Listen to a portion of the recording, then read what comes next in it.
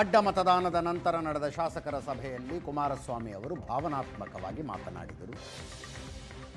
ಬಿಜೆಪಿಯವರು ಪತ್ತೆ ಹಚ್ಚಿ ಬಡಿದು ಹಾಕುವ ಮೂಡ್ನಲ್ಲಿದ್ದಾರೆ.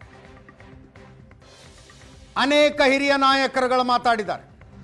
ಕೇಂದ್ರ ಸಚಿವ ಪ್ರಹ್ಲಾದ್ ಜೋಶಿ, ಮಾಜಿ ಮುಖ್ಯಮಂತ್ರಿ ಸಂಸದ ಬಸವರಾಜ ಬೊಮ್ಮಾಯಿ, ಇನ್ನೊಬ್ಬ ಸಂಸದರಾದ ಯದುವೀರ್ ಒಡೆಯರ್, ಈಗಷ್ಟೇ ಎಂಎಲ್ಸಿ ಆಗಿ ಆಯ್ಕೆಯಾದ ರಘು ಕೌಟಿಲ್ಯ.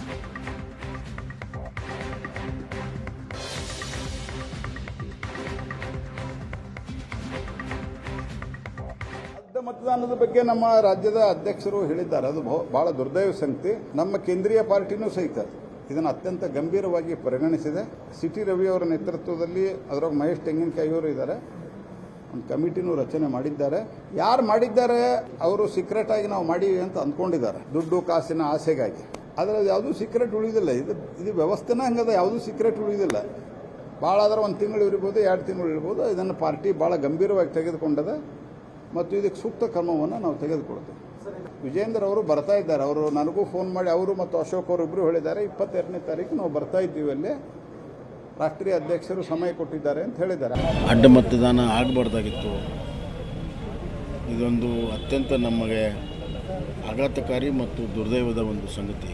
ಅದರ ಸಂಪೂರ್ಣ ರಿಪೋರ್ಟನ್ನು ತೆಗೆದುಕೊಂಡು ಹೈಕಮಾಂಡಿಗೆ ಹೋಗುವಂಥ ಕೆಲಸವನ್ನು ರಾಜ್ಯ ಅಧ್ಯಕ್ಷರು ಮತ್ತು ಲೀಡರ್ ಆಫ್ ಅಪೋಸಿಷನ್ ಮಾಡ್ತೀವಿ ಅಂತ ಹೇಳಿದ್ದಾರೆ. ಇನ್ನೊಂದು ವಾರದೊಳಗಡೆ ರಿಪೋರ್ಟ್ ಕೂಡ ಕೇಳಿದ್ದಾರೆ. ಬಂದ ತಕ್ಷಣವೇ ಯಾರ್ಯಾರು ತಪ್ಪಿಸ್ತಿದ್ದಾರೆ ಗುರುತಿಸಿ ಅವ್ರ ಮೇಲೆ ಕ್ರಮ ತೆಗೆದುಕೊಳ್ಳುವಂಥ ಕೆಲಸ ಖಂಡಿತವಾಗಿ. ಈ ಕಾಂಗ್ರೆಸ್ ಸರ್ಕಾರ ಶಿವಕುಮಾರ್ ನೇತೃತ್ವದಲ್ಲಿ ಹಣದ ದುರಹಂಕಾರದಿಂದ ಆಡಳಿತ ಮಾಡ್ತಾ ಇದ್ದಾರೆ. It is a political corruption. ಭಾಳ ದೊಡ್ಡ ಪ್ರಮಾಣದ ಹಣವನ್ನು ಖರ್ಚು ಮಾಡಿದ್ದಾರೆ, ಆಮಿಷವನ್ನು ಮಾಡಿದ್ದಾರೆ. ಆಮಿಷಕ್ಕೆ ನಮ್ಮ ಕೆಲವು ಶಾಸಕರು ಬಲಿಯಾಗಿರೋದು ನಿಜ, ನಾವು ಒಪ್ಕೊಳ್ತೀವಿ. ಆಗಬಾರ್ದಾಗಿತ್ತು. ಕ್ರಮಗಳಾಗಬಾರ್ದು ಅನ್ನೋದನ್ನು ಎಚ್ಚರಿಕೆಯನ್ನು ಬರುವಂಥ ದಿನಗಳಲ್ಲಿ ನಾವು ವಹಿಸ್ತೀವಿ. ಅದಕ್ಕಾಗಲೇ ಒಂದು ಸಮಿತಿ ಮಾಡಿದ್ದೀವಿ. ಅದು ಬಂದು ರಿಪೋರ್ಟ್ ಬಂದ ತಕ್ಷಣ ಕ್ರಮಗಳು ನೋಡಿ ಎಲ್ಲನೂ ಕೂಡ ಇವತ್ತು ಒಳ್ಳೆ ರೀತಿಯಲ್ಲಿ ನಡ್ಕೊಂಡು ಮುಂದುವರಿತಾ ಇದೆ. ನಮ್ಮ ಮೈತ್ರಿ ಇರ್ಬೋದು, ನಮ್ಮ ಪಕ್ಷದ ಒಂದು ಇವತ್ತು ಒಗ್ಗಟ್ಟಾಗಿ ಯಾವ ರೀತಿ ಮುಂದುವರಿತಾ ಇದ್ವಿ, ಯಾವುದೇ ರೀತಿ ಏನಕ್ಕೂ ಇದ್ರ ಮೇಲೆ ಪರಿಣಾಮ ಇರೋದಿಲ್ಲ ಅಂತ ನಮ್ಮ ಭಾವನೆ. ಎಲ್ಲಕ್ಕೂ ಕೂಡ ಒಂದು ಪ್ರಕ್ರಿಯೆ ಇದೆ. ನಮಗೂ ಕೂಡ ತನಿಖೆ ಮಾಡುವಂಥದ್ದು ಪಕ್ಷದಲ್ಲೂ ಕೂಡ ಒಂದು ವ್ಯವಸ್ಥೆ ಇದೆ, ಅದು ಮಾಡ್ತಾರೆ. ರಾಜಕೀಯದಲ್ಲಿ ಎಲ್ಲನೂ ಕೂಡ ಆಗೋದಕ್ಕೆ ಸಾಧ್ಯ ಇದೆ. ಇದಾಗಿದೆ, ಘಟನೆ ಆಗಿದೆ, ನಾವು ಏನು ಕ್ರಮ ತಗೋಬೇಕು ಅದು ತಗೋತೀವಿ. ಮಾಹಿತಿ ಇರೋದು ಪಕ್ಷದ ವರಿಷ್ಠರ ಜೊತೆಗೆ ಅಥವಾ ಅವರ ಪ್ರಕ್ರಿಯೆ ಮೂಲಕ ಅದೇನು ತೀರ್ಮಾನ ಮಾಡಬೇಕು ಅವ್ರು ಮಾಡ್ತಾರೆ. ಯಾವುದೇ ರೀತಿಗೂ ಇಲ್ಲ, ನನ್ನ ಪ್ರಕಾರದಲ್ಲಿ ಯಾವುದೇ ರೀತಿ ಇಲ್ಲ. ವರದಿ ನೀಡಿದ ನಂತರ ಕೇಂದ್ರಕ್ಕೆ ಹೋಗ್ಬಿಟ್ಟು ಏನು ಕ್ರಮ ತಗೋಬೇಕಾಗಿದೆ ಅದು ತಗೋತಾರೆ. ಬಹಳ ಗಂಭೀರವಾದಂಥ ರೀತಿಯಲ್ಲಿ ಪರಿಗಣಿಸೋದಕ್ಕೆ ಇವತ್ತು ಸೂಚನೆಯನ್ನು ಕೊಟ್ಟಿದ್ದಾರೆ ರಾಜ್ಯಾಧ್ಯಕ್ಷರಾಗಿ. ಯಾರ್ಯಾರ ಮೇಲೂ ಅನುಮಾನ ಪಡೋದು, ಯಾರ್ಯಾರ ಮೇಲೂ ಸಂಶಯ ಪಡೋದು, ನಮ್ಮ ಎಲ್ಲ 62 ಶಾಸಕರ ಬಗ್ಗೆಯೂ ವಿಶ್ವಾಸ ಇದೆ. ಅದೇ ರೀತಿ ತಪ್ಪು ಮಾಡಿದವರು ಉಪ್ಪು ತಿಂದವರು ನೀರು ಕುಡಿತಾರೆ. ಕಾಂಗ್ರೆಸ್ಸಿಗರು ವ್ಯಾಪಾರ ಮಾಡುವುದರಲ್ಲಿ, ರೆಸಾರ್ಟ್ ರಾಜಕೀಯ ಮಾಡುವುದರಲ್ಲಿ ಅತ್ಯಂತ ನಿಪುಣರು. ಸರ್, ಈಗಾಗಲೇ ಅದಕ್ಕೆ ಸಮಿತಿ ನೇಮಕ ಮಾಡಿದ್ದಾರೆ. ಅದು ಬಿಜೆಪಿಯಿಂದ ಅಡ್ಡ ಮತದಾನ ಮಾಡಿದ ಶಾಸಕರುಗಳು ಯಾರು?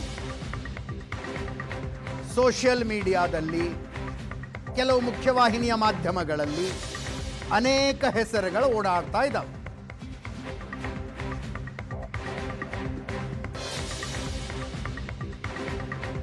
ಹಾಗೆ ಹೆಸರು ಬಂದವರು ಸ್ಪಷ್ಟೀಕರಣಗಳನ್ನು ಕೊಡ್ತಿದ್ದಾರೆ.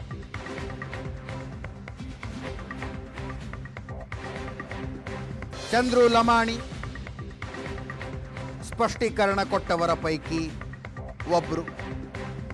ಬಿಜೆಪಿ ಶಾಸಕ ಶ್ರೀವತ್ಸ ಅವರದ್ದು ಮತ ಸಿಂಧುವಾಗಿದೆ ಅಂತ ಚರ್ಚೆಗಳಿದ್ವು. ಅವರು ಸ್ಪಷ್ಟನೆಯನ್ನು ಕೊಟ್ಟರು.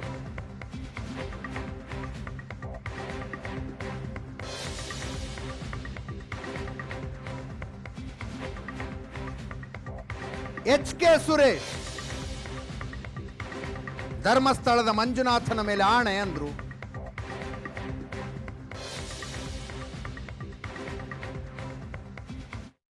ಭಾರತೀಯ ಜನತಾ ಪಾರ್ಟಿಯಿಂದ ನಮ್ಮ ಹೈಕಮಾಂಡಿಂದ ಆದೇಶ ಬಂದಿರೋದ್ರಿಂದ ನಾವು 3 ಜನನೂ ಸಹಿತ ನಾವು NDA ಅಭ್ಯರ್ಥಿಗೆ ಮತವನ್ನು ಚಲಾವಣೆ ಮಾಡಿದ್ವಿ. ನಾವು NDA ಅಭ್ಯರ್ಥಿಗೆ ಏನು ಮತವಲ್ಲ ಚಲಾವಣೆ ಮಾಡಿದ್ದೀವಿ, ನಮ್ಮ ಹೆಸರುಗಳನ್ನು ಮಾಧ್ಯಮದಲ್ಲಿ ಹರಿಡ್ತಾ ಇರೋದು ಇದು ತಪ್ಪು ಮಾಹಿತಿ. ಆದರೆ ದುರಾದೃಷ್ಟ ನಮ್ಮ ಹೆಸರು ಈ ಇಬ್ಬರು ವ್ಯಕ್ತಿಗಳನ್ನು, ಇಬ್ಬರು ಅಭ್ಯರ್ಥಿಗಳಿಗೆ ನಾವು ಅಡ್ಡ ಮತದಾನ ಮಾಡಿವಿ ಅಂತೇಳಿ ತೋರಿಸ್ತಾ ಇರೋದು ಇದು ರಾಜಕೀಯ ಷಡ್ಯಂತರನೋ ಅಥವಾ ಇನ್ನೊಂದು ಯಾರ್ದೋ ಹೆಸರನ್ನ ಮುಚ್ಚಿಡ್ಲಿಕ್ಕೆ ಏನಾದರೂ ಈ ಥರ ಮಾಡ್ತಾ ಇದ್ದಾರಾ ಅನ್ನೋದ್ರ ಬಗ್ಗೆ ಸಂಶಯ ವ್ಯಕ್ತವಾಗಿದೆ. ತಪ್ಪು ಮಾಹಿತಿಯನ್ನು ಹರಿದು ಬಿಟ್ಟರೆ ನಾವು ಅವರ ವಿರುದ್ಧವಾಗಿ ಕಾನೂನು ಕ್ರಮವನ್ನು ತಗೊಳ್ಳುವಂಥದ್ದನ್ನು ಸಹಿತ ಪಾರ್ಟಿಯಿಂದ ನಿರ್ಧಾರವನ್ನು ಮಾಡಿದ್ದೀವಿ. ನಾವು ಪ್ರಾಮಾಣಿಕವಾಗಿ NDA ಅಭ್ಯರ್ಥಿಗೆ ಮತವನ್ನು ಚಲಾವಣೆ ಮಾಡಿದ್ದೀವಿ. ಈಗೇನು ಸತ್ಯಶೋಧಕ ಒಂದು ಕಮಿಟಿಯನ್ನು ಮಾಡಿದ್ದಾರೆ, ಆ ಕಮಿಟಿಯಲ್ಲಿ ಬರುವಂಥ ಯಾರಿಂತ ತಪ್ಪು ಮಾಡಿದ್ದಾರೆ ಅದರಿಂದ ಹೊರಗೆ ಬರ್ತದೆ. ನಾವೇನಾದರೂ ಅದರಲ್ಲಿ ತಪ್ಪು ಮಾಡಿದ್ದೀವಿ, ಇವತ್ತು NDAಗೆ ಏನಾದರೂ ಮೋಸ ಮಾಡಿದ್ದೀವಿ ಅಂತ ಏನಾದರೂ ಈ ಥರ ಏನು ಬಂದರೂ ಸಹಿತ ನಾನು ರಾಜೀನಾಮೆ ಕೊಡಲಿಕ್ಕೂ ಸಿದ್ಧನಿದ್ದೀನಿ ಅಂತೇಳಿ ಈ ಮುಖಾಂತರ ಹೇಳ್ಬೋದು. ಇನ್ವ್ಯಾಲಿಡ್ ಹಸಿಂದು ಮತದ ಇದರಲ್ಲಿ ನನ್ನ ಹೆಸರನ್ನು ತಳುಕಾಕುವಂಥದ್ದು, ಅವರಿಗೆ ಹಸಿಂದು ಆಗಿದ್ದಕ್ಕೆ ಶ್ರೀವತ್ಸ ಹಸಿಂದು ಮಾಡಿದ್ದಾರೆ ಅನ್ನೋದಕ್ಕೆ ಸಿಕ್ಕಂಥ ದಾಖಲೆಗಳೇನು, ಆ ರೀತಿಯಲ್ಲಿ ಯಾಕೆ ಅದನ್ನು ಹರಡಿಸುವಂಥ ಕೆಲಸವನ್ನು ಮಾಡ್ತಾ ಇದ್ದೀರಾ ಅನ್ನೋದನ್ನು ಕ್ಲಾರಿಫಿಕೇಷನ್ ಕೇಳೋನಿದ್ದೀನಿ. ಹಸಿಂದು ಮಾಡುವಷ್ಟು ಅಪ್ರಜ್ಞಾ ನಾನು ಆ ಥರದ ಅಲ್ಲ. ಆದರೆ ಯಾಕೆ ಬಂತು, ಎಲ್ಲಿಂದ ಬಂತು, ಇದನ್ನು ಹುಟ್ಟಾಕಿರೋರು ಯಾರು ಅಲ್ಲ. ಟಾರ್ಗೆಟ್ ಅನ್ನೋದಕ್ಕಿಂತ ಇದರಲ್ಲಿ ಏನೋ ಒಂದು ಹಿನ್ನೆಲೆ ಇದೆ, ಷಡ್ಯಂತ್ರ ಇದೆ ಅಂತ ಕಾಣಿಸ್ತಾ ಇದೆ. ಈಗಾಗಲೇ ರಾಜ್ಯಕ್ಕೆ ಮಾತಾಡಿದ್ದೀನಿ, ಚುನಾವಣಾಧಿಕಾರಿಗೆ ಮಾತಾಡಿದ್ದೀನಿ. ನಾನು ನಮ್ಮ ರಾಜ್ಯಾಧ್ಯಕ್ಷರನ್ನ ಮತ್ತು ವಿರೋಧ ಪಕ್ಷ ನಾಯಕರನ್ನು, ನಮ್ಮ ವಿಪ್ ಅವರನ್ನು 3 ಜನನೂ ಸಹ ಸಂಪರ್ಕವನ್ನು ಮಾಡಿ ನಾನು ಯಾವುದೇ ಕಾರಣದಿಂದ ಅಡ್ಡ ಮತದಾನವನ್ನು ಮಾಡಿಲ್ಲ, ಇದಕ್ಕೆ ಧರ್ಮಸ್ಥಳದ ಮಂಜುನಾಥ ಸ್ವಾಮಿ ಮುಂದೆ ಪ್ರಮಾಣ ಮಾಡಿ ಹೇಳ್ತೀನಿ. ಅದ್ರ ಜೊತೆಯಲ್ಲಿ ಶಕ್ತಿ ದೇವತೆ ಚೆನ್ನಕೇಶ್ವರ ನಾನು ಯಾವುದೇ ಕಾರಣದಿಂದ ಭಾರತೀಯ ಜನತಾ ಪಕ್ಷ ನನ್ನ ತಾಯಿ ಇದ್ದಂಗೆ ಅದಕ್ಕೆ ದ್ರೋಹವನ್ನು ಮಾಡಲ್ಲ.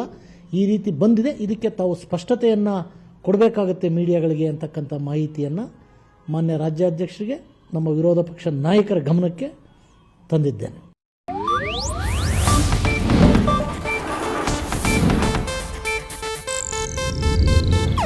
ಇದು ಏಷ್ಯಾನೆಟ್ ನ್ಯೂಸ್ ನೆಟ್ವರ್ಕ್ ಪ್ರಸ್ತುತಿ.